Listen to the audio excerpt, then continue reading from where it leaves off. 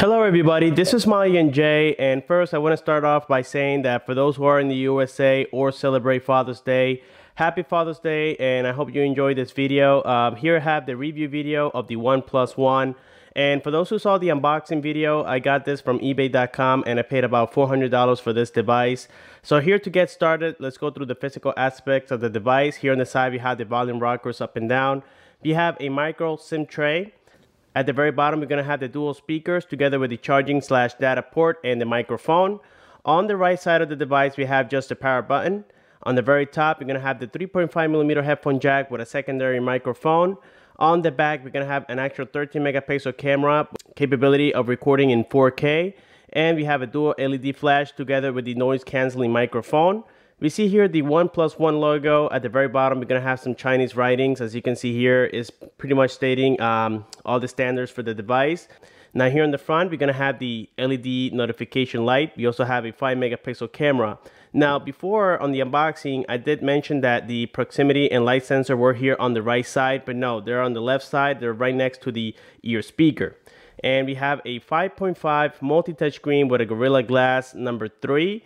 And the resolution is 1080 by 1920. At the very bottom, we can barely see this, guys. We have the menu button, the home button, and also the back button.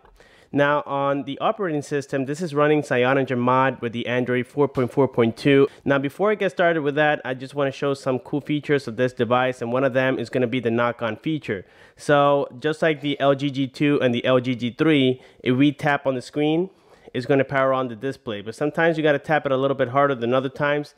And that's a great feature because that way you don't have to be pressing your home button all the time to wake the screen. Now here, if we go to settings, then we drop down all the way to the bottom, we're going to see here that this device is running the CyanogenMod. However, I'm not getting 4G LTE because this is supposed to be the China version. Now, I also read on a lot of forums that this device was supposed to have the LTE bands for, all countries, or basically called internationally. But I guess it doesn't. So that was the only downside of it, and for that reason I'm just going to wait for the US version. And here we can also see that it's running Android 4.4.2 KitKat version, and it is confirming it as well. Now I'm also going to show you here all the languages that are supported. We know that on the Color OS only Chinese and English is supported, but on this device we have plenty more languages. And I'm just going to go ahead and scroll down through all the languages so that you see for yourself that it has over 25 languages available. And this is actually very exciting. I think this is going to be the same operating system that is going to be carried with this device for the international version. Well, that being said, I gotta say here that the overall quality of the operating system is just absolutely phenomenal. I like it because it doesn't have as many bloatware as we will see on the Samsung Galaxy S5. I mean, it is a great device as well. And as a matter of fact, I'm gonna keep it for now because it does support the LTE bands here in the USA, because of course this is the T-Mobile version. On the quality side, I do prefer the OnePlus One, and I wish that it did support LTE because this would have been definitely my primary phone. So now the next thing I'm going to show you here is some basic customizations that you can do. As you can see, when I scroll the pages, I did change it from the stock one that came with. And the way you do that is if you press here on the menu button, we have here on the top the scroll effect. If you tap on it, we have the cube in, cube out, we have stack, accordion, we have flip, cylinder, cylinder out. And we have plenty more options, so that's definitely great. You know, as you can see, you have much more availability when it comes to customizations, and it is pretty fast. I mean, it's running the Snapdragon CPU 801, and even here on the Antutu test benchmark, I did get a great score. It was about 37,023. Now here, just to compare it with the Samsung Galaxy S5, I'm going to show you the score that I got. So we go here to Antutu test. Let's wait until it starts. And there we have it. As you can see, it gave it a slight better score. And that's because, again, we don't have many of the bloatware that the Samsung Galaxy S5 has, which it can make it lag a little bit more, or maybe it's because of the RAM. We know that this device is running 3 GB of RAM. It comes in 16 GB and also 64 GB. Now here, I'm just going to give you all the details that Antutu Test gave it so that you see how powerful this device is. Now, if we go here back, we go to devices information. This is all the information we have. We can see the brand OnePlus One with the Android 4.4.2. It is a quad-core CPU. So I'm just going to scroll down so that you see all the great stuff that it has. And it comes, like I said, available also in 64 GB.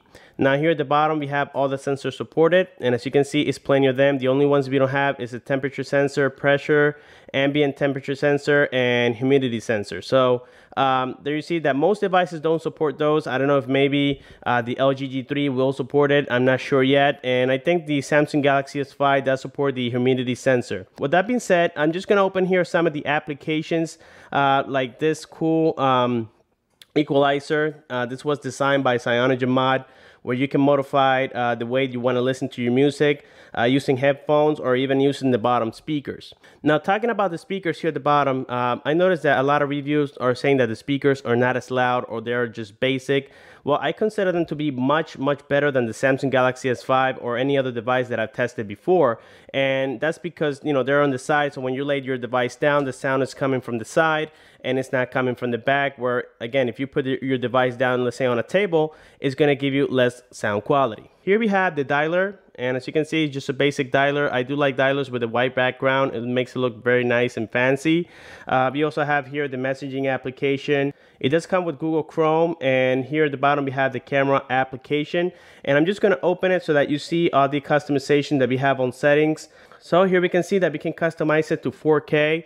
We have two options, UHD and also DCI. Now, I have selected for now 1080p because it's going to be hard for me to upload a 4K video mixed with a 1080p video that I'm making right now. So I will definitely keep you guys updated on that. And here, once again, we can see the high quality of the camera. It is just absolutely phenomenal. If you go here to camera size, we can see that, yes, it is a 5 megapixel camera. The video quality for the front-facing camera is amazingly and surprisingly 720p. So that's great because usually what I've been able to record with a front-facing camera is about 480p or less. Now, I'm just going to go ahead and now play some applications here like gaming and some basic applications so that you see how good this device is. So I'm just going to put a music on the background and make sure you enjoy.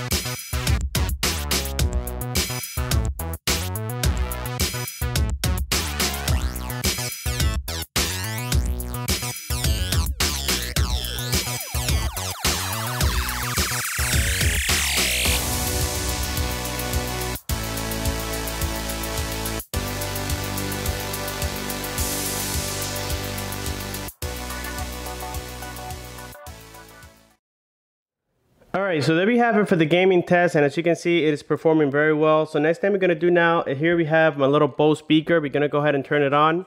We're going to place it on Perry mode, and then we're going to go here to settings. We're going to go to Bluetooth, and then we're going to turn it on, and we're going to see how fast it's going to pair. It's actually pretty good, and it's pretty fast. It has read the device, so let's go ahead and pair to it.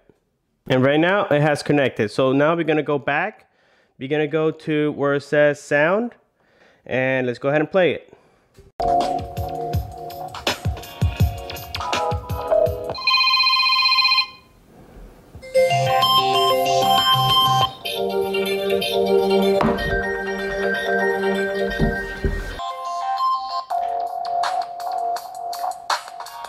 Here we can notice how loud the bottom speaker is. It's very nice, and that's one of my favorite features is the bottom speakers. Since they are stereo, the sound quality is just absolutely amazing. All right, so another thing we're gonna do now is we're gonna go ahead and test the GPS, so make sure to check it out and let me know what you think.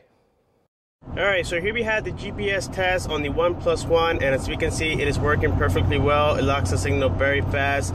This is a premium device, so it is equivalent to the Samsung Galaxy S5 and also the M8. So I'm very satisfied with the GPS. So there we have it for the GPS, and now we're going to go ahead and test the cameras. Like I said, the cameras are absolutely amazing, so let's go ahead and check them out and let me know what you think. Alright guys, so here we have the camera test on the OnePlus One, and here we can see the quality of it is absolutely amazing, like I mentioned before. And here we can see the autofocus. It's also very nice. Now you do have to tap on the screen many times to help lock a focus a little bit faster, but other than that, it is working very well. Now we're going to go ahead and test the front-facing camera. Well, here we have the front-facing camera on the OnePlus One, and we can see that the quality is definitely a 720p recording resolution. And it also has autofocus, as we can see right here from the leaf. It does focus it very well. The colors are very vivid, so this is a great camera for selfies, Skype, Uvu, or any other social media out there. Well, there we have it for the cameras, and as you can see, the quality is absolutely amazing. And here I'm just going to show you something that I did like a lot. Here, if you drop down the notification from the left side, you can see that it's going to give you the notifications. Now, if you do the same thing from the right side where the clock is, it's going to give you the quick toggles to enable and disable the brightness, the settings, to turn on and off your Wi-Fi, Bluetooth, GPS, and whatnot. So as you can see, it is very, very nice. I do like that a lot, and it has many other great features that if you do buy this device, you're going to see it for yourself, that this phone is definitely worth every single penny of it. Another thing we're going to do here is we're going to go ahead and compare it weight-wise with the Samsung Galaxy S5. So we're going to go ahead and turn it on. Right now I think it's in grams. So let's put it down. And this device is 166 grams versus the Samsung Galaxy S5 that I have is 147 grams. So here we can see that it is a little heavier, and a lot of that has to do with the battery. It does have a 3100 milliamp battery, and it does last almost the whole day. I didn't have any problems whatsoever. I came home from work yesterday and I still had about 30% of battery life, and I was using it the whole day. Now, the only bad thing about this device, like I said, is that it's not supporting LTE right now, neither with T-Mobile or AT&T, but I am getting 3G. Here from the Wi-Fi reception, we can see that it is very strong. And when we open the browser, I'm going to show you here. Let's say we want to open youtube.com. You can see how fast it is. I mean, it didn't lag whatsoever, and it's actually very, very comfortable to use. And the screen size being 5.5 inches with a 1080p display is absolutely amazing. Now here I'm going to show you the history that I got with speedtest.net. If you go here to results, these are the speeds that I've gotten. The best that I got was 6.20 megabits of download speed, and this is with the Wi-Fi reception. So as you can see, it's not so bad, but it's not the best out there. Here with this application is called Themes Show. You can change the themes on your device, and the only downside of it is that you have to buy them. Some of them are $1.75, some of them are free. I believe I saw here one for TouchWiz, and that one is free as well if you want to make it look like a Samsung device. If you want to make it look like an LG device, as you can see, some of them had to be purchased and some of them are free. Also, another great thing about CyanogenMod is that it gives you already the Play Store. It gives you the YouTube application, including Google+, Chrome, Maps, and whatnot. And I'm going to show you that YouTube opens very well. We don't get any errors whatsoever. Here are all my videos, and I'm just going to play the last one that I did about the OnePlus One unboxing. And here we can see that, yes, it is working perfectly well. There's no errors whatsoever, and I was actually very excited about that. It's working like a charm, and it is pretty fast, once again, considering how cheap this device is. Well, guys, that's going to be it for this video. If you have any questions, please make sure to comment below, like the video, subscribe for more. Thanks for watching, and have a good one.